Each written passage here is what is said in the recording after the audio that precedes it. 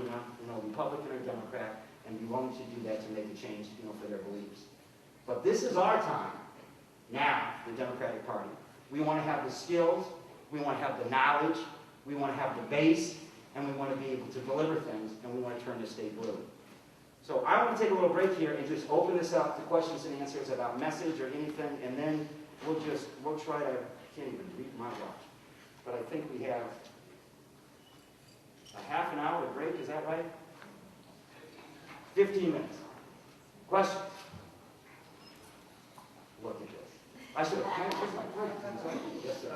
It's been said sometimes that the Democrats forget their base, that the first rule of politics is secure your base, then go after the independents and the fence sitters and the undecideds. What's your opinion on that? Well, there's very strict, good rules in politics, and that's one of them. But one of the reasons to really know the rules, I'm sorry? Oh, the question was, many people say that Democrats aren't doing well because they don't follow the first rule of politics, which is secure your base. Secure your base, then move on to your persuadables. And that is the general rule of thumb in politics, is always secure your base, and then go. But, every campaign is different. And the biggest enemy in a campaign is not your opponent, it's not money you don't have, it's not issues, it's not any of those things, it's time. Judge Chris gave you a perfect example here. She is, is elected down here. Many of you know Judge Chris. Probably everybody knows. Who knows Judge Chris? Raise your hand. There you go. Now, so Judge Chris is running statewide on a limited budget. Guess who her base is? Y'all are her base.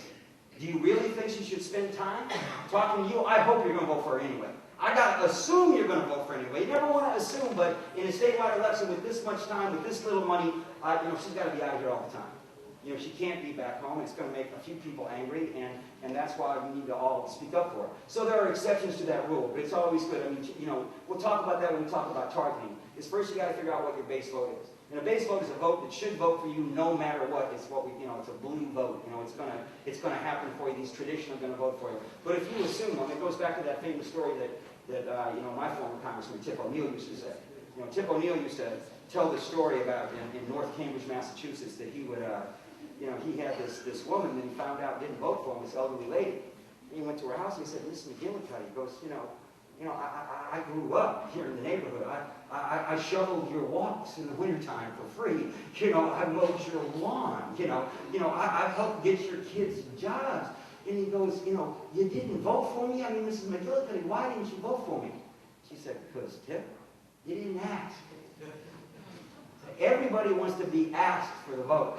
And what this job is of running for office is it's not out there about a bunch of policy. It's not out there, preaching about stuff. It's asking people for their support.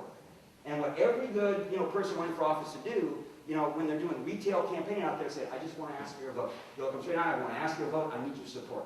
Well, if you can't support me, can you not hurt me?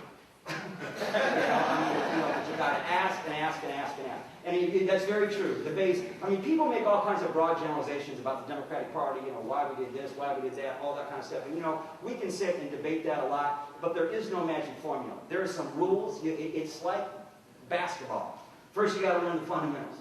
You're not going to be able to have strategy in a game. Or football, or, chess, if you will. Any kind of board game or sport or anything else. Yeah. What unique characteristics would a campaign in Texas be different from a campaign, say, in Boston, Massachusetts? Well, every campaign, I've worked in 47 states, in this country. And there are, certain things about all elections that are alike, and there are certain things that are different. And what good political consultants do is they come spend real time on the ground, talking to real people, so they can find out what those are. The other thing we do is we do survey research and polling, to find out what it is. But there's layers of different things. When I go into a state and, I'm trying to, run a drill around a campaign, constantly, inevitably there will be a kitchen cabinet that sits around a room and says, we don't do things that way here. I say, yeah, well, you don't have McDonald's here? You don't drink Coca-Cola? You're not in America? There are certain things that are basics, and I go through that all the time, and there are certain